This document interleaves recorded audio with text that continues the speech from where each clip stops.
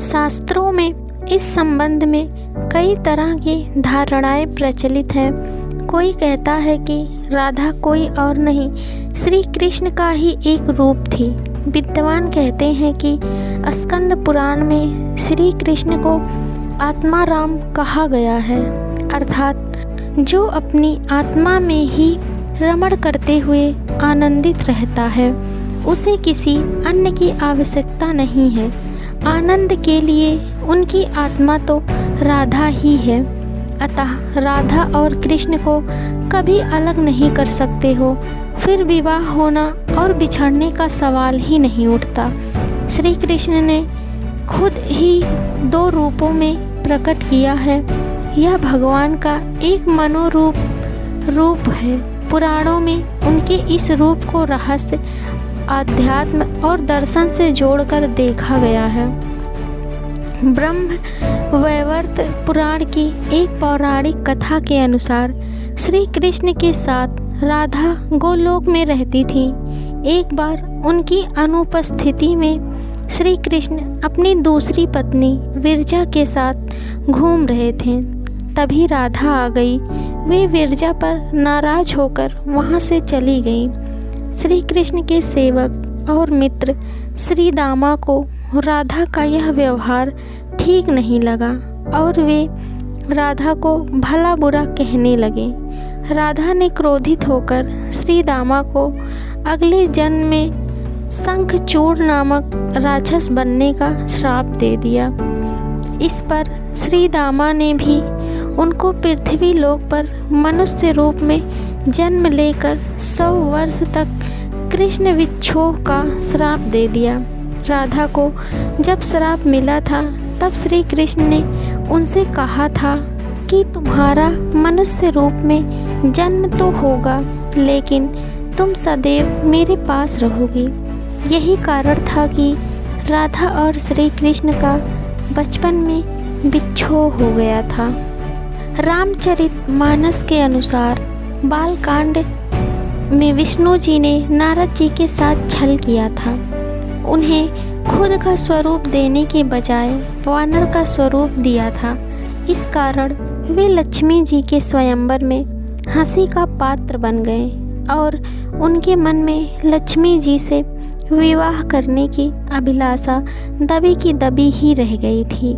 नारद जी को जब इस छल का पता चला तो वे क्रोधित होकर वैकुंठ पहुँचे और भगवान को बहुत भला बुरा कहा और उन्हें पत्नी का वियोग सहना होगा यह श्राप दिया। नारद जी के इस श्राप की वजह से रामावतार में भगवान रामचंद्र जी को सीता का वियोग सहना पड़ा था और कृष्ण अवतार में देवी राधा का। अन्य पौराणिक कथाओं के अनुसार राधा श्री कृष्ण से 5 वर्ष बड़ी थी। राधा ने श्री कृष्ण को पहली बार जब देखा था, जबकि उनकी माँ यशोदा ने उन्हें ओखल से बांध दिया था।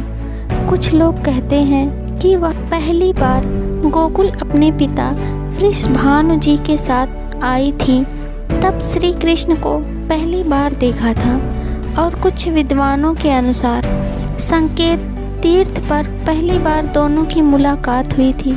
जो भी हो, लेकिन राधा ने कृष्ण को देखा तो वह उनके प्रेम में पागल जैसी हो गई थी और श्री कृष्ण भी उन्हें देखकर भावरे हो गए थे। दोनों में प्रेम हो गया था। राधा श्री कृष्ण की मुरली सुनकर नाचने लगती थी और वह उनसे मिलने के लिए बाहर निकल जाती थी।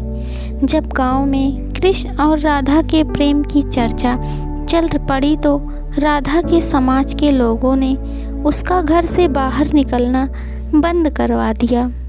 उधर एक दिन श्री कृष्ण ने माता यशोदा से कहा कि माता, मैं राधा से विवाह करना चाहता हूँ। यह सुनकर यशोदा मैया ने कहा कि राधा तुम्हारे लिए ठीक लड़की नहीं है। पहला तो यह कि वह तुमसे 5 साल बड़ी है और दूसरा यह कि उसकी मंगनी यशोदे के भाई रायण से पहले ही किसी और से हो चुकी है और वह कंस की सेना में है, जो अभी युद्ध लड़ने गया है। जब आएगा तो राधा का उससे विवाह हो जाएगा, इसलिए उससे तुम्हारा विवाह नहीं हो सकता। हम तुम्हारे लिए दूसरी दुल्हन ढूंढेंगे। लेकिन कृष्ण जिद करने लगे। तब यशोदा ने नंद से कहा। कृष्ण ने नंद की बात भी नहीं मानी। तब नंदा बाप कृष्ण को गर्ग ऋषि के पास ले गए। गर्ग ऋषि ने कृष्ण को समझाया कि तुम्हारा जन्म किसी खास लक्ष्य के लिए हुआ है। इसकी भविष्यवाणी हो चुकी है कि तुम तारणहार हो। इस संसार में तुम धर्म की स्थापना करोगे। तुम्हें इस ग्वालन से विवाह नहीं करना चाहिए। तुम्हारा एक खास लक्ष्य है। जब श्री कृष्ण कहते हैं कि मुझे नहीं बनना तारणहार, मैं तो अपने गायों, ग्वालनों और इन नदी पहाड़ों के बीच ही रहकर प्रसन्न और आनंदित हूँ। और यदि मुझे धर्म की स्थापना करनी है तो क्या मैं इस अधर्म के साथ शुरुआत करूं कि जो मुझे चाहती है और जिसे मैं प्रेम करता हूं उसे छोड़ दूं? यह तो न्याय नहीं है। गर्ग मुनि हर तरह से समझाते हैं, लेकिन कृष्ण नहीं समझते हैं। तब गर्ग मुनि उन्हें एकांत में यह रहस्य बता देते हैं कि तुम यशोदा और नंद के पुत्र नहीं, देवकी और वासुदेव के पुत्र हो और तुम्हारे माता पिता को कंस ने कारागार में डाल रखा है। यह सुनकर श्री कृष्ण कुछ भी कहने की स्थिति में नहीं रहे और फिर उन्होंने कहा, कृपया मेरे बारे में और कुछ बताइए। तब गर्ग मुनि ने कहा कि नारद ने तुम्हें पहचान लिया है और तुमने अपने सभी गुणों को प्रकट कर दिया है। तुम्हारे जो लक्षण इस ओर संकेत करते हैं कि तुम वह महापुरुष हो जिसके बारे में ऋषि मुनि चर्चा करते हुए आ रहे हैं। यह सुनकर श्री कृष्ण चुपचाप उठे और गोवर्धन पर्वत की सबसे ऊंची चोटी पर जाकर अकेले आकाश को देखने लगे। बस वे वहीं दिन भर रहे और सूर्यास्त के समय ज्ञान को उपलब्ध हो गए। वहीं से उनकी दशा और दिशा बदल गई। Thank you. Please like, comment, share and subscribe. Thank you.